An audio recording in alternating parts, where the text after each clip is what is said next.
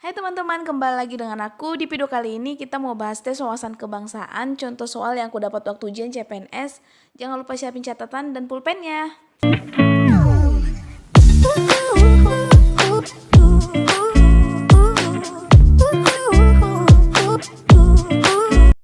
Oke teman-teman, ini contoh soal yang aku dapat tentang sejarah BPUPKI, tapi beberapa teman aku yang tes CPNS juga angkatan aku, mereka juga dapat soal tentang BPUPKI tapi dengan soal yang berbeda. Nah, untuk itu aku tunjukin contoh soal yang aku dapat dan nanti kita bahas sejarah tentang BPUPKI. Jangan sampai yang kalian dapat itu soal pertanyaan tentang BPUPKI-nya bukan seperti yang aku dapat. Nah, ini contoh soalnya. BPUPKI atau Dokuritsu Junbi Kosakai dibentuk pada tanggal berapa? Jadi jawabannya 1 Maret 1945 karena memang BPUPKI ini dibentuk pada tanggal 1 Maret 1945. Dokuritsu Junbi Kosakai itu istilah dari BPUPKI. Lanjut ke soal kedua tentang BPUPKI-nya teman-teman. Nanti setelah soal ketiga yang aku dapatkan 3 soal ini baru kita bahas tentang sejarah BPUPKI-nya. Oke, lanjut yang kedua. Sidang pertama BPUPKI dilaksanakan pada menurut sejarah BPUPKI teman-teman. Jadi sidang pertamanya itu dari tanggal 28 Mei sampai 1 Juni 1945. Namun ada juga beberapa sejarah yang menjelaskan kalau 28 Mei itu masih persiapan, tapi di startnya 29 Mei sampai dengan 1 Juni 1945. Jadi jawabannya adalah B. Oke teman-teman, ini soal ketiga yang aku dapat masih tentang membahas BPUPKI, yaitu berapa jumlah anggota BPUPKI. Nah, yang pertama kita lihat bagian A, 62 orang anggota, bukan ya, karena 62 itu adalah jumlah anggota yang berasal dari Indonesia, yang orang Indonesia. Yang B, 7 orang anggota, nah sementara 7 orang anggota ini yang berasal dari Jepang, yang ditanyakan jumlah total anggotanya. Yang ke C, 69 anggota, ya ini yang benar karena 62 tambah 7, 69 orang memang anggotanya, dan yang ke D, 70 orang bukan ya, jadi jawabannya adalah C. Sekarang kita masuk ke pembahasan sejarah BPUPKI teman-teman, atau Badan Penyelidik Usaha-Usaha Persiapan Kemerdekaan Indonesia. Seperti yang tadi awal aku bilang, kenapa kita harus bahas sejarahnya, jangan sampai soal yang aku dapat bukan itu soal yang kalian dapat, tapi kali aja kalian dapat soal tentang BPUPKI tapi yang ditanyakan misalnya ketuanya atau tanggal sidang pertamanya. Yuk kita bahas sama-sama ya. Jadi teman-teman, BPUPKI ini pertama kali dibentuk pada tanggal 1 Maret 1945 dan diresmikan pada tanggal 29 April 1945. Nah, pada tanggal 29 April 1945 ini bertepatan dengan hari ulang tahun Kaisar Hirohito. Jumlah keanggotanya teman-teman ada 69 orang, 62 anggota orang Indonesia dan 7 orang anggota orang Jepang. Maaf ya aku iniin tebal-tebalin itu karena aku salah ketik. Jadi ketua BPUPKI itu adalah Dr. K.R.T. Rajiman Widyo Diningrat. Terus wakil ketuanya ada 2 orang. Yang pertama dari Indonesia, R.P. Suroso, bukan rupiah ya teman-teman, R.P. Suroso.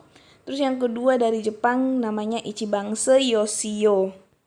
Dan sidang BPUPKI ini dilakukan 2 kali. Untuk sidang pertamanya tanggal 29 Mei sampai dengan 1 Juni 1945 dan sidang keduanya pada tanggal 10 Juli sampai dengan 17 Juli 1945.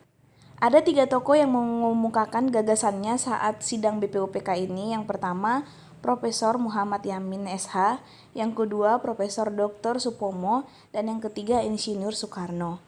Nah, jadi teman-teman, sidang pertamanya itu kan dimulai dari tanggal 29 Mei 1945.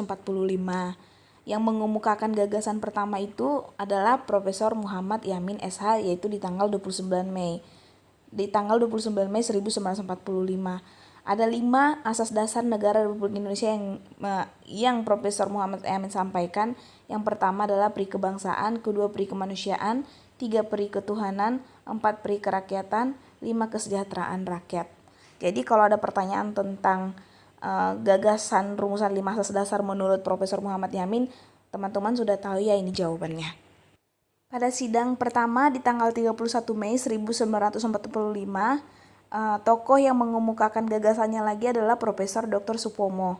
Nah, tokoh Profesor Dr. Supomo ini menyampaikan 5 dasar negara Indonesia yang merdeka, yaitu 1 persatuan, 2 kekeluargaan, 3 keseimbangan lahir batin, 4 musyawarah, dan 5 keadilan sosial. Nah, tokoh terakhir pada sidang 1 Juni 1945 yaitu Insinyur Soekarno menyampaikan gagasan perihal rumusan 5 sila dasar negara Republik Indonesia yang dinamakan dengan Pancasila, yaitu kebangsaan Indonesia, yang kedua internasionalisme dan peri kemanusiaan, yang ketiga mufakat atau demokrasi, keempat kesejahteraan sosial, dan kelima ketuhanan yang Maha Esa. Untuk itulah sampai sekarang pemerintah menjadikan 1 Juni sebagai peringatan hari lahir Pancasila. Setelah sidang BPUPKI pertama selesai, ternyata belum ditemukan teman-teman kesepakatan mengenai dasar negara Republik Indonesia. Akhirnya dibentuk kembali Panitia 9 yang bertujuan untuk memastikan dan mendapatkan keputusan dari gagasan sebelumnya mengenai perumusan dasar negara. Nah, ini nama-nama keanggotaan dari Panitia 9. Yang pertama, Insinyur Soekarno sebagai ketuanya. Yang kedua, Dr. Andus Muhammad Hatta sebagai wakil ketua. Yang ketiga, Mr. Raden Ahmad Subarjo Jojo Adisurjo sebagai anggota. 4. Mr. Profesor Muhammad Yamin SH sebagai anggota. Yang kelima, Kiai Haji Abdul Wahid Hasjim sebagai anggota. Yang keenam, Abdul Kahar Muzakir sebagai anggota. Yang ketujuh, Raden Abikusno Jokro Sujoso sebagai anggota. Yang kedelapan, Haji Agus Salim sebagai anggota juga. Yang kesembilan, Mr. Alexander Adries Maramis sebagai anggota. Orang-orang yang tergabung dalam Panitia 9 lalu melakukan pertemuan pada tanggal 22 Juni 1945. Tujuan pada pertemuan itu untuk menghasilkan rumusan dasar negara Republik Indonesia yang kemudian dikenal sebagai Piagam Jakarta. Dalam Piagam Jakarta, dasar negara Republik Indonesia adalah ketuhanan dengan kewajiban menjalankan syariat Islam bagi pemeluk-pemeluknya. Yang kedua, kemanusiaan yang adil dan beradab. Ketiga, persatuan Indonesia. Keempat, kerakyatan yang dipimpin oleh hikmat kebijaksanaan dan dalam permusyawaratan perwakilan. Kelima, keadilan sosial bagi seluruh rakyat Indonesia. Jadi teman-teman, itu sejarah singkat tentang BPUPKI. Semoga kalian tapi menurut aku pasti setiap orang yang ujian SKD dapat soal tentang BPUPKI, tapi dengan bentuk soal yang berbeda-beda dan pertanyaan yang berbeda. Mungkin aja teman-teman gak dapat soal seperti 3 soal yang aku dapat. Mungkin aja kalian ditanyakan tentang tanggal sidang pertama BPUPKI, atau mungkin aja kalian ditanya nama ketua atau wakil ketua BPUPKI, atau mungkin saja kalian ditanya apa saja gagasan yang disampaikan oleh Profesor Muhammad Yamin SH saat sidang pertama. Jadi semoga apa yang kita bahas tadi kalian juga bisa catat-catat biar diingat. Jadi apa saja yang keluar tentang BPUPKI kalian bisa jawab ya teman-teman. Sekarang kita masuk ke soal berikutnya, masih soal bentuk SKD. Jadi aku dapat soal tentang undang-undang itu kalau nggak salah 2 atau 3 teman-teman, tapi yang aku ingat itu undang-undang pasal 27 sama yang ini pasal 31. Nah, ini contoh soalnya. Setiap warga negara berhak mendapat pendidikan. Hal ini tercantum dalam Undang-Undang Dasar 1945 pasal keberapa. Jadi ini jawabannya pasal 31 ayat 1. Nah, jadi teman-teman mungkin aja kalian dapat Undang-Undang Dasar 1945 tentang pasal keberapa, mungkin pasal 28 atau pasal 31 atau 30. Jadi teman-teman harus menguasai, kalau bisa dihafal Undang-Undang Dasar 1945 yang sudah di amandemen keempat. Ini contoh soal kedua, berkenaan dengan perubahan isi dari Undang-Undang Dasar 1945.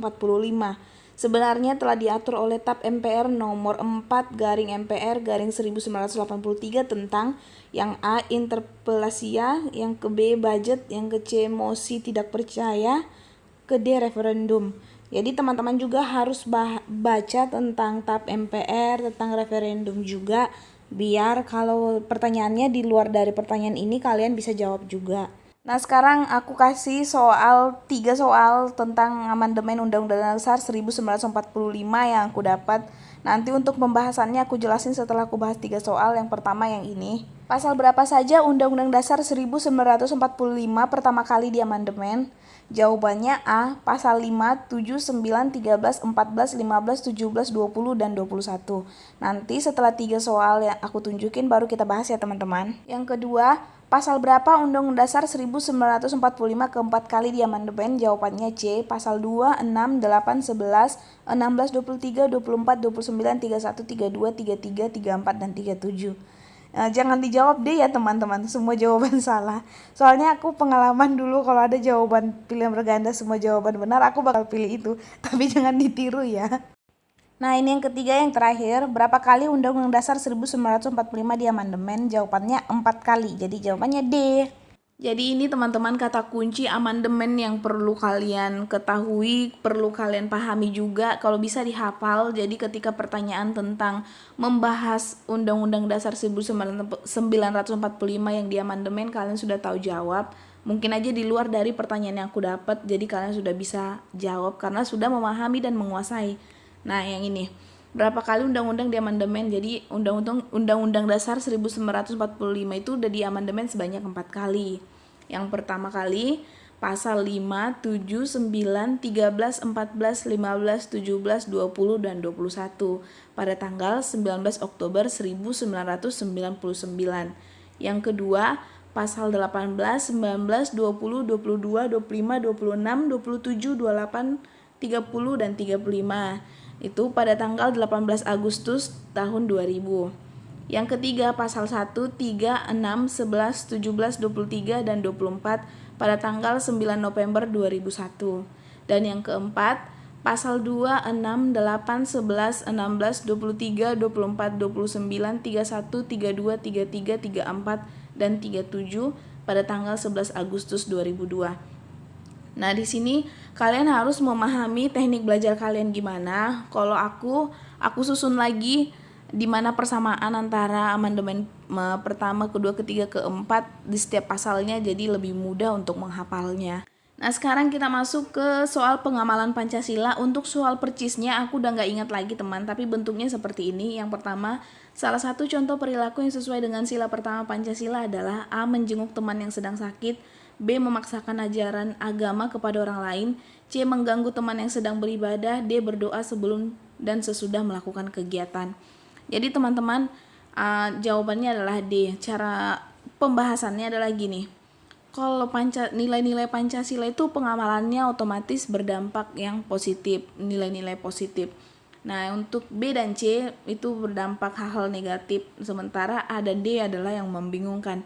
Tapi untuk menjenguk teman yang sedang sakit bukan termasuk pengamalan Pancasila sila pertama. Untuk yang D, berdoa sebelum dan sesudah melakukan kegiatan adalah masuk ke pengamalan Pancasila sila pertama, karena setiap di pengamalan Pancasila sila pertama itu salah satunya berdoa dalam melakukan aktivitas sehari-hari sebagai tanda syukur atau terima kasih kita kepada Tuhan. Kayak gitu teman-teman. Jadi jawabannya D. Sekarang soal kedua, perilaku yang sesuai dengan sila ketiga Pancasila adalah A. Tidak menghina kebudayaan daerah lain, B. Mengikuti kegiatan pemilihan ketua RT, C. Tidak mengganggu teman yang sedang beribadah, D. Merawat hewan dan tanaman dengan baik. Sini kita bahas ya, kalau D. Merawat hewan dan tanaman dengan baik masuk ke pengamalan Pancasila sila pertama, di mana kita harus merawat dan menyayangi hewan dan tumbuhan di sekitar kita karena hewan dan tumbuhan juga makhluk ciptaan Tuhan. Yang ke C, tidak mengganggu teman yang sedang beribadah. Ini juga masuk ke pengamalan Pancasila sila pertama karena kita harus saling menghargai dan menghormati antar umat beragama. Yang B, mengikuti kegiatan pemilihan ketua RT, ini masuk ke Pancasila sila kelima. Sedangkan A, tidak menghina kebudayaan daerah lain, ini masuk ke pengamalan Pancasila sila ketiga, di mana bentuk menghargai budaya daerah lain. Nah ini masih masuk ke soal Pancasila. Dulu aku yang ditanyakan apa makna dari lambang padi dan kapas. Jadi mungkin aja kalian ditanyakan tentang makna rantai, yaitu sebagai sila kedua kemanusiaan yang adil dan beradab. Jadi teman-teman bisa harus menguasai lambang-lambang ini dan maknanya. Jadi teman-teman, dari semua yang udah kita bahas, intinya adalah kalian harus baca-baca lagi dan hafal Undang-Undang Dasar 1945. Biasanya keluar tuh pasal 30, 33, 27, 31, pasal 20 yang tentang fungsi DPR yang kayak gitu. Terus tentang fungsi MPR, baru Undang-Undang Dasar 1945 berapa kali diamandemen, itu tentang amandemen. Terus pengamalan Pancasila harus tahu juga. Yang kelima makna Pancasila, sila pertama sampai dengan sila kelima harus kalian pahami. Terus sejarah BPUPKI kalian pahami. Nah, ini juga soal yang keluar, pembukaan Undang-Undang Dasar 1945 berapa alinea, terus alinea keberapa yang menyebutkan tujuan nasional dan apa saja tujuan nasional yang terdapat pada pembukaan Undang-Undang Dasar 1945. Jadi kalian harus hafal juga teman-teman pembukaan Undang-Undang Dasar 1945. Yang kedelapan, makna lambang Pancasila seperti padi dan kapas, itu kalian harus hafal. Nah, ini lagi teman-teman yang paling penting. Dulu aku kalau nggak salah dapat soal menanyakan berapa jumlah bulu pada ekor burung Garuda. Tapi aku udah lupa. Intinya jangan sampai kalian tanya bagian leher gitu kan. Jadi kalian pelajarin juga berapa jumlah bulu burung Garuda Pancasila. Di bagian sayap, bagian ekor, bagian leher. Kalian harus hafal dan maknanya apa. Lambang daripada apa itu makna setiap bulu itu. Setiap bulu Garuda Pancasila tersebut. Terus pelajarin juga tentang bendera negara Sang Merah Putih. Kalau nggak salah dulu aku ditanyakan berapa ukuran untuk pengibaran bendera di Istana Negara kayak gitu. Aku udah lupa tapi ada tentang bendera merah putih. Jadi kalian pelajarin juga tentang bendera merah putih. Kalau misalnya upacara di istana berapa, kalau di instansi dikibarkan berapa, siapa penenunnya gitu. Pelajarin aja tentang itu. Nah, sampai di sini dulu pertemuan kita teman-teman. Cuman ini aja yang aku ingat soal TWK SKD CPNS aku yang dulu. Semangat belajar buat kalian, jangan patah semangat. Pakai prinsip begini kayak aku dulu. Kalaupun harus gak lulus, tapi setidaknya jangan kita nilai yang terendah di antara pesaing gitu kan. Malu kan teman-teman kalau kita yang terendahnya agak gimana gitu kan.